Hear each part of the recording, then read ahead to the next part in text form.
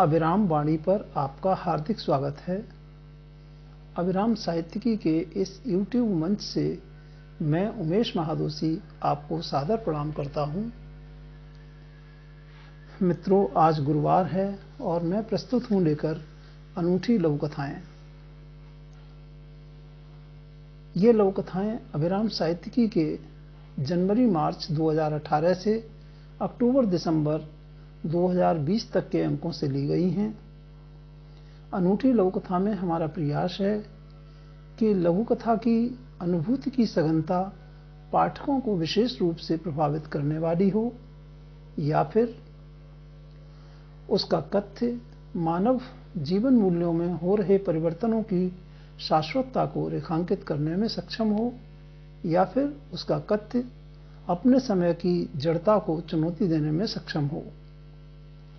इन लघु कथाओं के चयन में हमने संपादक के साथ सामान्य पाठक की समझ और उसकी पसंद का परीक्षण भी किया है। मित्रों, चूंकि आप भी हमारी इस यात्रा के सहयात्री हैं, इसलिए आपसे विनम्र निवेदन है कि यदि अभी तक आपने इस चैनल को सब्सक्राइब नहीं किया है तो कृपया आज अवश्य कर लें, ताकि हमारे प्रत्येक अपलोडेड वीडियो की जानकारी आप तक पहुंचती रहे। इसके साथ मेरा ये भी निवेदन है कि सामान्य पाठकों तक इस मंच को पहुंचाने में अपना योगदान दें। अपने मित्रों को, अपने परिचितों को इस मंच को सब्सक्राइब करने और इसका अवलोकन करने के लिए प्रेरित करें, ताकि आपकी रचनात्मकता को सामान्य पाठकों तक पहुंचाने में हमें मदद मिल सके। मित्रों, जैसा कि आप विदित ही हैं कि इस श्रृंखला के अंतर्गत प्रत्येक गुरुवार और रविवार को दो लघु कथाओं का पाठ किया जाता है, जिनमें से पहली लघु कथा का पाठ उमेश महादोशी यानी मेरे द्वारा और दूसरी लघु कथा का पाठ क्रमशः गुरुवार को अभिराम साहित्यिकी की संयुक्त संपादक डॉक्टर संध्या तिवारी जी के द्वारा और रविवार को सह संपादक सुश्री ज्योत्सना कपिल जी के द्वारा किया जाता है। तो इस श्रृंखला की पहली लघु कथा आज की प्रस्तुति में लेकर मैं प्रस्तुत हूं। यह लघु कथा है चर्चित लघु कथाकार सुश्री मीनू खरे जी की और इसका शीर्षक है बढ़त। मीनू खरे जी की यह लघु कथा अभिराम साहित्यिकी के जनवरी-मार्च 2020 अंक में शामिल की गई है। तो प्रस्तुत है लघु कथा बढ़त। हिंदूवादी नेता लाला शिवचरण की नृशंस हत्या के बाद सिलसिलेवार हत्याओं से शहर दहल चुका था। मामला हिंदू मुसलमान का बन चुकने के बाद बदले और दूसरी कौम पर बढ़त हासिल करने की कार्यवाही दोनों ओर से जारी थी। उस दिन बहुरूपिया जगन शाम के शो में बजरंगबली बनने के लिए बदन पर घी और पीला सिंदूर लेपने ही वाला था कि किसी ने जोर से दरवाजा पीटा। कुंडी खुलते ही बुरी तरह हांफता एक नौजवान जगन को धक्का दे घर में घुस आया। मुझे छुपा लो, मार डालेंगे वो मुझे। कौन मार डालेगा तुझे? वो पीछे आ रहे, जल्दी छुपा दो मुझे। तू मुसलमान है? हां, तब तो मुश्किल है। तुम लोगों को ढूंढ ढूंढ के मार रहे हैं वे लोग। जल्दी छुपाओ मुझे, आते ही होंगे वो। कहते हुए लड़का जगन के पीछे ही छुपने लगा। अपने एक कमरे के मकान में लड़के को छुपाने की एक ही तरकीब सूझी बहुरूपिये जगन को। आओ देखा न ताओ, उसने कटोरे में रखा घी और पीले सिंदूर का लेप पलक झपकते लड़के के बदन पर पोत मारा। लाल लंगोटा, चोला, माला, मुकुट और पूंछ लगाकर लड़का साक्षात बजरंगबली लग रहा था। अब आराम से जा, अब कोई ना मारेगा तुझे। उल्टा वो हाथ जोड़ेंगे, पैर छुएंगे तेरे। लड़का अब निर्भीक हो सड़क पर जा रहा था। कुछ बाइक सवार पास से गुजरे। जरा देखिए, इन लोगों के भगवान भी सड़क पर मारे मारे घूमते हैं। ही। कल हमारा आदमी मरा है, ये मौका बढ़िया है बढ़त लेने का। मतलब चलो आज भगवान जी को अल्लाह मियाँ के घर की सैर करा दें। कई गोलियां एक साथ चली। भगवान और अल्लाह का घर बढ़त के लहू से पुत गया। यह थी सुश्री मीनू खरे जी की लोककथा बढ़त। और अब आप सुनिए डॉक्टर संध्या तिवारी जी से नई पीढ़ी के प्रतिभाशाली लघु कथाकार की अगली अनूठी लघु कथा। डॉक्टर संध्या तिवारी। धन्यवाद महादोशी जी।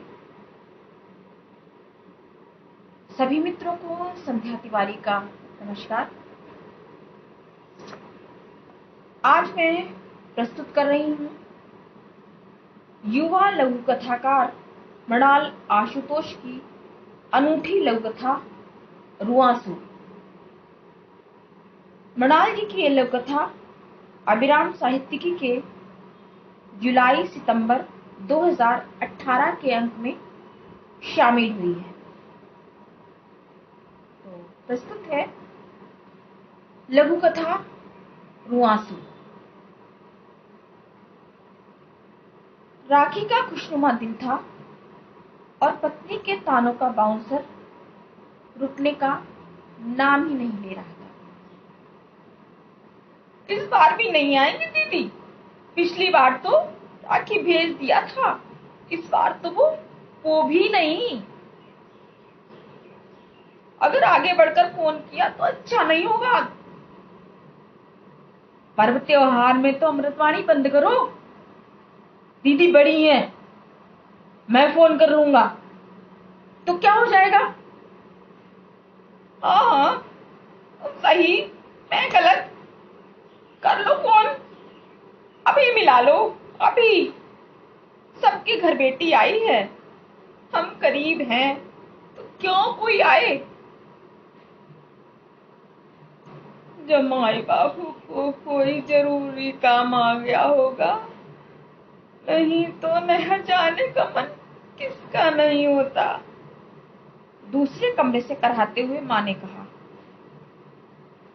अब कैसे आए बेचारी, अपने मन को तो समझा भी ले, पर सास ननद के तानों से कैसे बचे जब यहाँ से कुछ लेकर न जाए। पत्नी और माँ के प्रवचन सुनते सुनते आखिर दीदी को फोन लगा ही दिया।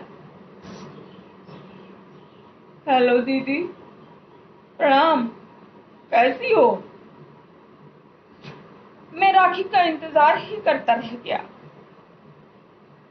खुश रहो। वो चलो कोई बात नहीं। बहन कितनी भी बड़ी क्यों ना हो जाए, राखी के दिन छोटी हो ही जाती है। आ जाती तो सबको खुशी होती और घर पड़ोस में इज्जत भी रह जाती। गरीब ही सही, पर इकलौता भाई हूं ना तेरा। बउआ, तुम रुलाने का कभी मौका नहीं छोड़ते। बचपन में भी रुलाते थे और अभी भी। एक गरीब भाई और कर भी क्या सकता है। कहना तो नहीं चाह रही थी, पर तुमने मजबूर कर दिया। इस प्राइवेट नौकरी में तुम घर कैसे चलाते हो, मुझे पता नहीं है क्या? ऊपर से माँ की बीमारी। पिछले से पिछले साल राखी पर आई थी तो तुमने कितना कुछ दिया था, इसलिए पिछले साल राखी भेज दी। फिर भी तुमने साड़ी और रुपए भिजवा दिए, इसलिए न आई और न राखी भेजी। मुझे गलत न समझ मेरे भाई, मुझे माफ कर दे। तुम हमारे बारे में क्या सोच रही हो और हम लोग क्या सोच रहे थे? माफी तो मुझे मांगनी चाहिए। अच्छा छोड़िए सब, हमारे यहाँ कृष्णाष्टमी का मेला लगता है, अगले हफ्ते जरूर आना। हाँ दीदी जरूर। खुशी के आंसू पत्नी और माँ की आंख में साफ दिख रहे थे। तो ये थी मृणाल आशुतोष की लघु कथा रुआंसू।